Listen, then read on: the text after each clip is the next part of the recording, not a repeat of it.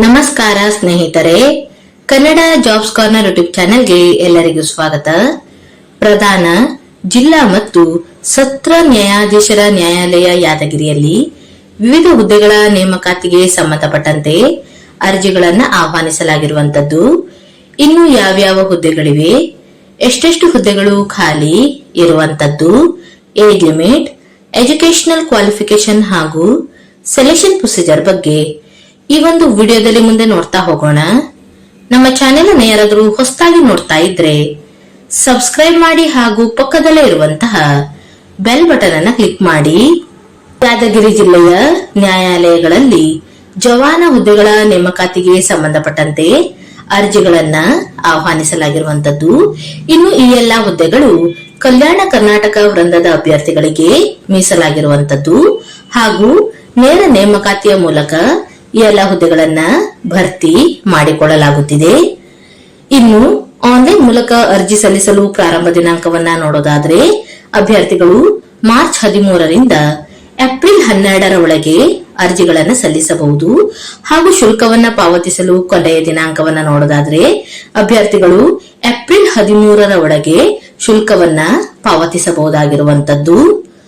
ಇನ್ನು ಅರ್ಜಿಯನ್ನು ಸಲ್ಲಿಸುವಂತಹ ವಿಧಾನದ ಬಗ್ಗೆ ನೋಡೋದಾದ್ರೆ ಅಭ್ಯರ್ಥಿಗಳು ಆನ್ಲೈನ್ ಮೂಲಕ ಅರ್ಜಿಯನ್ನ ಸಲ್ಲಿಸಬೇಕಾಗಿರುವಂತದ್ದು. ಇನ್ನು ಅಭ್ಯರ್ಥಿಗಳಿಗೆ ಅರ್ಜಿಗಳನ್ನ ಸಲ್ಲಿಸಲು ವೆಬ್ಸೈಟ್ ವಿಳಾಸವನ್ನು ಸಹ ನೀಡಲಾಗಿರುವಂತದ್ದು. yadgir.dcourse.gov.in ಈ ಒಂದು ವೆಬ್ಸೈಟ್ ಮೂಲಕ ಅಭ್ಯರ್ಥಿಗಳು ಆನ್ಲೈನ್ ಮೂಲಕ ಅರ್ಜಿಗಳನ್ನ ಸಲ್ಲಿಸಬಹುದಾಗಿರುವಂತದ್ದು. ಇನ್ನು ಎಷ್ಟೆಷ್ಟು ಹುದ್ದೆಗಳು ಖಾಲಿ ಇದೆ ಹಾಗೂ ಕ್ಯಾಟಗರಿ ವೈಸ್ ಹುದ್ದೆಗಳನ್ನ ನೋಡ್ತಾ ಹೋಗೋದಾದ್ರೆ ಒಟ್ಟಾರೆ 5 ಹುದ್ದೆಗಳು ಖಾಲಿ ಇರುವಂತದ್ದು. ಇನ್ನು ವೇತನ ಶ್ರೇಣಿಯ ಬಗ್ಗೆ ನೋಡ್ತಾ ಹೋಗೋದಾದ್ರೆ ಈ ಒಂದು ಹುದ್ದೆಗಳಿಗೆ ಆಯ್ಕೆಯಾದಂತಹ ಅಭ್ಯರ್ಥಿಗಳಿಗೆ ಪ್ರತಿ ತಿಂಗಳು 27,000ದಿಂದ 46,675ರವರೆಗೆ ವೇತನವನ್ನು ನೀಡಲಾಗುವಂತದ್ದು ಹಾಗೂ ಇದರ ಜೊತೆಗೆ ಅದರ್ ಅಲೋವೆನ್ಸಸ್ ಸಹ ಇರುತ್ತದೆ. ಇನ್ನು ಕ್ಯಾಟಗರಿ ವೈಸ್ ನೋಡ್ತಾ ಹೋಗೋದಾದ್ರೆ ಸಾಮಾನ್ಯ ಕ್ಯಾಟಗರಿಯ ಅಭ್ಯರ್ಥಿಗಳಿಗೆ ನೋಡ್ತಾ ಹೋಗೋದಾದ್ರೆ ಮಹಿಳಾ ಅಭ್ಯರ್ಥಿಗಳಿಗೆ 1 ಹುದ್ದೆ ಖಾಲಿ ಇದೆ ಹಾಗೂ ಗ್ರಾಮೀಣ ವಿಭಾಗದ ಅಭ್ಯರ್ಥಿಗಳಿಗೆ 1 ಹುದ್ದೆ ಖಾಲಿ ಇರುವಂತದ್ದು. ಕ್ಯಾಟಗರಿ 2A ಇತರೆ ಅಭ್ಯರ್ಥಿಗಳಿಗೆ 1 ಹುದ್ದೆ ಖಾಲಿ ಇರುವಂತದ್ದು. ಪ್ರವರ್ಗ 3A ಮಹಿಳಾ ಅಭ್ಯರ್ಥಿಗಳಿಗೆ 1 ಹುದ್ದೆ ಖಾಲಿ ಇದೆ. ಪ್ರವರ್ಗ 3B ಮಹಿಳಾ ಅಭ್ಯರ್ಥಿಗಳಿಗೆ 1 ಹುದ್ದೆ ಖಾಲಿ ಇರುವಂತದ್ದು. ಒಟ್ಟಾರೆ 5 ಪ್ಯೂನ್ ಹುದ್ದೆಗಳು ಖಾಲಿ ಇರುವಂತದ್ದು. ಇನ್ನು ಎಜುಕೇಶನಲ್ ಕ್ವಾಲಿಫಿಕೇಶನ್ ಬಗ್ಗೆ ನೋಡ್ತಾ ಹೋಗೋದಾದ್ರೆ ಅಭ್ಯರ್ಥಿಗಳು SSLCಯನ್ನ ಪಾಸ್ ಆಗಿರಬೇಕು ಹಾಗೂ ಅಭ್ಯರ್ಥಿಗಳು ಇದರ ಜೊತೆಗೆ ಕನ್ನಡವನ್ನ ಓದಲು ಬರೆಯಲು ಹಾಗೂ ಮಾತನಾಡಲು ತಿಳಿದುಕೊಂಡಿರಬೇಕಾಗಿರುವಂತದ್ದು. ಇನ್ನು ಸೆಲೆಕ್ಷನ್ ಪ್ರೊಸೀಜರ್ ಬಗ್ಗೆ ನೋಡ್ತಾ ಹೋಗೋದಾದ್ರೆ ಅಭ್ಯರ್ಥಿಗಳನ್ನ ನೇರ ನೇಮಕಾತಿಯ ಮೂಲಕ ಆಯ್ಕೆಯನ್ನ ಮಾಡಿಕೊಳ್ಳಲಾಗುವಂತದ್ದು. ಇನ್ನು ಅಭ್ಯರ್ಥಿಗಳು ಅರ್ಹತಾ ಪರೀಕ್ಷೆಯಲ್ಲಿ ಗಳಿಸಿರುವಂತಹ ಅಂಕಗಳ ಆಧಾರದ ಮೇಲೆ 1:10 ರೇಷಿಯೋದ ಆಧಾರದ ಮೇಲೆ ಹೆಚ್ಚು ಅಂಕ ಪಡೆದಂತಹ ಅಭ್ಯರ್ಥಿಗಳಿಗೆ ಸಂದರ್ಶನಕ್ಕೆ ಕರೆಯಲಾಗುವಂತದ್ದು ಮತ್ತು ಅಭ್ಯರ್ಥಿಗಳು ಸಂದರ್ಶನದಲ್ಲಿ ಗಳಿಸುವಂತಹ ಅಂಕಗಳ ಆಧಾರದ ಮೇಲೆ ಆಯ್ಕೆಯನ್ನ ಮಾಡಲಾಗುತ್ತದೆ. ಇನ್ನು ಸಂದರ್ಶನಕ್ಕೆ ಒಟ್ಟು 10 ಅಂಕಗಳು ಇರುವಂತದ್ದು.